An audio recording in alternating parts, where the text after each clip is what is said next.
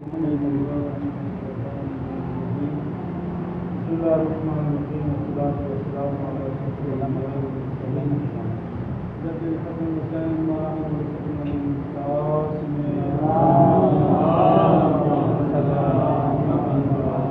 بسم الله الرحمن الرحيم رب اشرح لي صدري ويسر لي امري واحلل عقدة من لساني يفقهوا قولي الحمد لله على آلائه مجيد وحافظ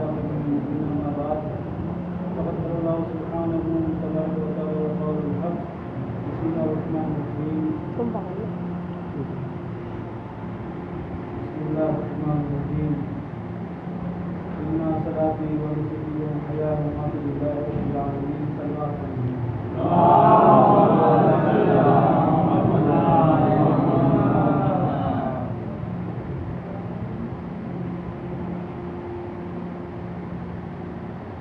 بات کرنے میں اتنا بحث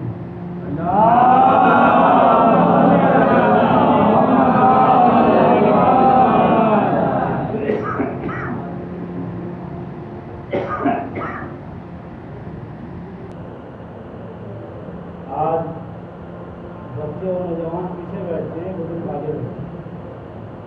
زمانہ بدلتا ہے, ایسا لگتا ہے کہ جو ہمارے نوجوان سب جانتے ہیں بزرگ کچھ نہیں جانتے. جاننے کی ضرورت بزرگوں کو ہے اور باتوں کی فرصت نوجوانوں کو.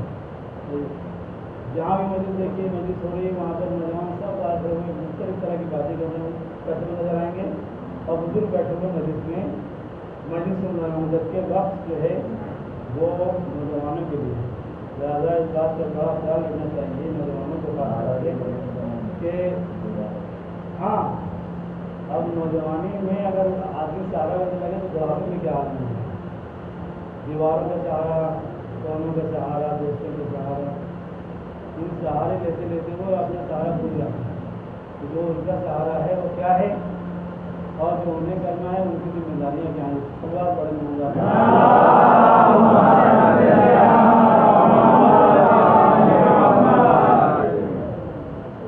قرآن مجید میں بڑی مشہور و معروف آیت ہے جس میں خدا نے ارشاد فرما رہا ہے یا ایھا النفس المطمئنہ ارجعی الی ربک راضیۃ مرضیہ فادخلی فی عبادی وادخلی جنتی.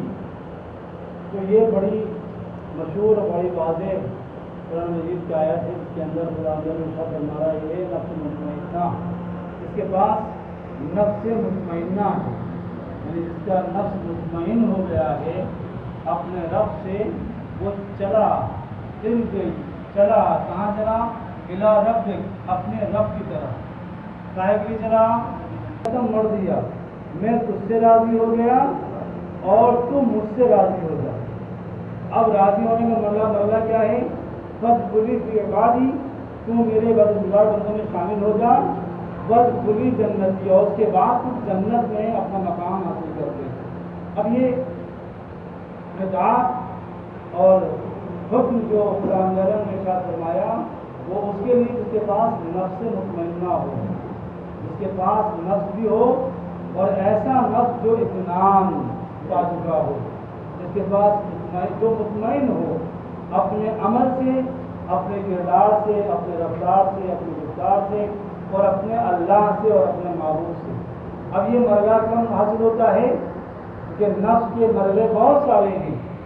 یہ نفس اور اطمینان نفس کا حاصل ہونا, کمال منزل تک پہنچ جانا گھوڑا ہے کہ جس کو اگر آپ تنہا چھوڑ دیں تو وہ اس سرکش گھوڑے کی طرح جو بکھرا ہوا ہوتا ہے اس کو قابو میں کرنا بڑا مشکل ہوتا ہے.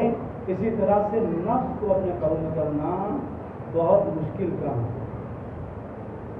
انسان کا نفس جو اللہ نے انسان کو ان تمام چیزوں سے ملا کے بنایا ہے, ایک وہ مادیت ہے جس کے اندر نفس بھی شامل ہے, ایک وہ روحانیت ہے جس کے اندر نور بھی شامل ہے, اور ان دونوں میں جھگڑا ہوتا رہتا ہے. کبھی نور مادے پر حاوی ہو جاتا ہے, کبھی مادہ نور پر حاوی ہو جاتا ہے. مادہ وہ ہے کہ جس کی وجہ سے ہم اور آپ پہچانے جاتے ہیں کہ یہ فلاں صاحب ہیں, یہ فلاں صاحب ہیں, یہ فلاں صاحب ہیں. نور وہ ہے کہ جو ہمارے اندر موجود ہوتا ہے جس کا دوسرا نام ہے ضمیر. مادیت انسان کو اپنے اس نسبت کی وجہ سے مادے کی طرف کھینچتی ہے، نور اپنی نسبت کی وجہ سے اپنی طرف کھینچتا ہے. دونوں میں ایک رساکشی رہتی ہے. نور اپنی طرف کھینچنا چاہتا ہے، مادیت اپنی طرف کھینچنا چاہتی ہے. اسی مادیت کا نام ہے نفس. اس میں سے ایک نفس ہے جو انسان کو اتنا مقہور، اتنا مجبور اور اتنا پست کر دیتا ہے کہ جب مادیت انسان پر حاوی ہو جاتی ہے تو انسان کا نام یہ جانوروں کی طرح ہے، بل ہم اضل، بلکہ یہ جانور سے بھی بدتر ہو گیا. یعنی انسان پر نفس جب حاوی ہو جائے تو انسان ان پستیوں میں گرتا چلا جاتا ہے جہاں سے ابھر پانا انسان کے بس کی بات نہیں ہے، مگر یہ کہ انسان وہاں پہنچنے کے بعد بھی یہ ارادہ کرے، اپنی توبہ، اپنے گناہوں کی توبہ کرے، اپنی لفظوں سے معذرت چاہے، اور جب اللہ سے لو لگا لے تو سوائے اللہ کے اسے راستہ دکھانے والا کوئی نہیں ہوتا. گرامی، یہ نفس ہی ہے کہ جو انسان کو ایک دوسرے سے دور کر دیتا ہے. جہاں انسان کے اندر یہ تما پیدا ہو جاتی ہے، خواہشیں پیدا ہوتی ہیں، یہ خواہشات، یہ تمنائیں کیا ہیں؟ یہ نفس کا نتیجہ ہے. جہاں انسان کو نفس حاوی ہوتا ہے تو وہاں یہ چاہتا ہے کہ جائز ہو یا ناجائز ہو، صحیح ہو یا غلط ہو، حلال ہو یا حرام ہو، مجھے حاصل کرنا ہے. کوئی بھی صورت ہو مجھے وہ چیز حاصل کرنی ہے، چاہے جائز طریقے سے یا ناجائز طریقے سے میں اس کو حاصل کر کے چھوڑوں گا. لیکن جس کے اوپر نور حاوی ہوتا ہے وہ کہتا ہے مجھے حاصل تو کرنا ہے لیکن مرضی اللہ کے ساتھ، مرضی معبود کے ساتھ، مرضی الہی کے ساتھ، مرضی اہل بیت کے ساتھ. اور جہاں مرضی اہل بیت شامل ہوگی، جہاں مرضی اہل بیت شامل ہوگی، جہاں مرضی رسول شامل ہوگا، اور جہاں پر مرضی معبود شامل ہوگا، وہاں انسان کبھی لفظیوں میں پڑے گا نہیں بلکہ کامیابی کے راستے حاصل کرتا چلا جائے گا.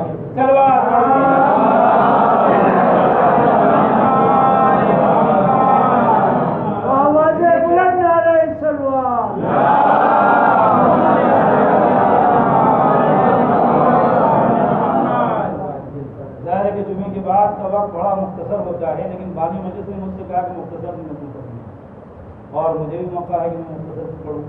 لہٰذا میں اختصار کے ساتھ میں عرض کرتا ہوں خدمت میں کہ نفس جو ہے وہ اکثر ہم جو شکایتیں کرتے ہیں کہ ہمیں نفس نے بہکا، ہمیں شیطان نے بہکا دیا. شیطان نہیں، جو اس قابل ہوں جو امتحان دے سکے. ہر ایک کو اللہ اس قابل نہیں سمجھتا کہ وہ امتحان کی منزلوں سے گزر جائے، اور جب وہ منزلیں امتحان سے گزرتے ہیں تو ان کو مقام حاصل کرتا ہے، وہ مقام ادا کرتا ہے کہ جس کو امامت کہا جاتا ہے.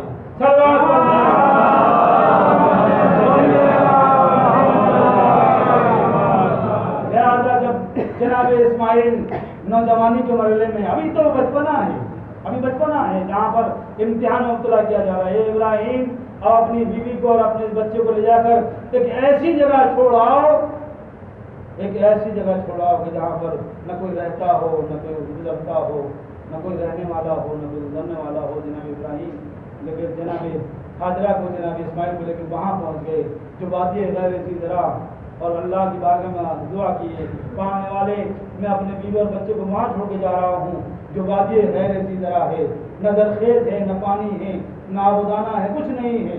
اور وہاں چھوڑ کر کس کے بھروسے؟ اللہ کے بھروسے. باپ سے برداشت نہیں تھا لہذا آنکھوں پٹی باندھ دی. لیکن میں سمجھتا ہوں کہ اگر خدا نخواستہ اللہ نے اس قربانی کو ہر مسلمان پر واجب کر دیا ہوتا، یا جناب ابراہیم کے بچے کی قربانی قبول کر دی ہوتی، میرا اپنا خیال ہے، میں سوچی کہ کوئی حدیث یا کوئی روایت یا کوئی آیت یا نہیں، میرا سوچنا یہ ہے اگر ایسا ہو گیا ہوتا تو نہ جانے کتنے مسلمان اسلام چھوڑ کے چلے گئے ہوتے. ان کو ایسے اسلام سے اور ایسی قربانی سے توبہ کہ جہاں پر اپنے بڑے بیٹے کو قربان کرنا پڑ جائے. لیکن اللہ فطرت کا دین ہے، فطرت اللہ الذی فطر الناس علیہا. خداوند عالم نے قانون فطرت کو، قانون شریعت کو فطرت انسانی کے مطابق نازل کیا ہے. لہذا وہ جانتا تھا کہ اگر ایسا کر دیتا یا کر دے تو انسان کے جذبات کی بیٹے کی گردن میں چھری رکھ دی، چلا بھی دی، لیکن یہ اللہ کو منظور نہیں تھا، لہذا اس کے بدلے ایک دمبا آ گیا۔ جناب ابراہیم اپنے تصور میں بیٹے کو ذبح کر چکے تھے، آنکھوں سے پٹی کھول کے دیکھنا چاہتے تھے کہ بیٹے کی حالت کیا ہے۔ اب جو کھولی پٹی تو دیکھتے کیا ہے، دمبا ذبح پڑا ہوا ہے اور بیٹا بغل میں کھڑا ہوا ہے۔ ایک مرتبہ جناب ابراہیم، اب یہ ایمان ہے جناب ابراہیم کا مقام ہے کہ ایک مرتبہ اللہ کی بارگاہ میں ہاتھ اٹھا کہتے ہیں، کیا پڑھنے والے تو نے میری قربانی قبول نہیں کیا؟ جناب ابراہیم سے خدا فرماتا ہے، ابراہیم سب رویا، اے ابراہیم آپ نے اپنے خواب کو سچ کر دکھایا، آپ کی قربانی کو ہم نے قبول کر لیا، لیکن ہماری منشا یہ نہیں تھی کہ ہم تمہارے بیٹے کو تم سے چھین لیں۔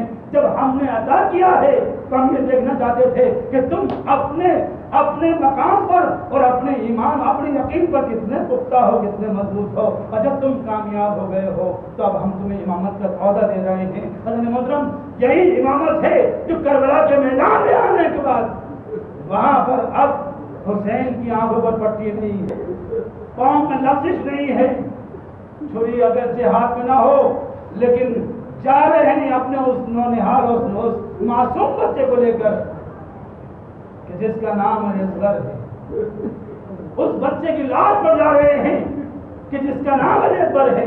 ایک مرتبہ پہنچتے ہیں اور پہنچنے کے بعد جناب اکبر کو جو رخصت کیا ہے، ایک مرتبہ رخصت کرنے کے بعد آپ پیچھے پیچھے چل رہے ہیں۔ علی اکبر نے پیچھے مڑ کر دیکھا اور آواز دے، بابا جب آپ مجھے رخصت کر چکے میرے پیچھے آپ نے سبق کیا؟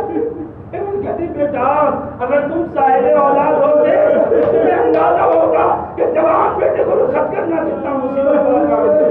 اللہ اکبر، ذرا اندازہ کرے، ارے جوان بیٹا اور اس کو امام حسین اللہ کی راہ میں قربان کر رہے ہیں، کس لیے؟ مرضی معبود کے لیے، اسلام کو قربان چڑھانے کے لیے۔ ہاں عزیزوں، ایک مرتبہ یہی علی اکبر ہے جب آواز دیتے ہیں، اے بابا میرا آخری سلام، حسین کھڑاتے ہوئے گرتے ہوئے علی اکبر کے لاشیں پہنچتے ہیں اور پوچھتے ہیں، اے بیٹا ارے تمہارے سینے پر ہاتھ کیوں ہے؟ بابا ارے بابا ارے میرے سینے میں ٹوٹ گئی ہے۔ اب حسین نے اپنی آنکھوں پٹی نہیں باندھی ہے، بس ایک مرتبہ یا علی کہہ کر دونوں انگلیوں کو اس علی کو ڈالا اور یا علی کہہ کر نکالا، ایک غبارہ خون کا نکلا، بس سے پرواز کر گئی۔ حسین نے لاش کو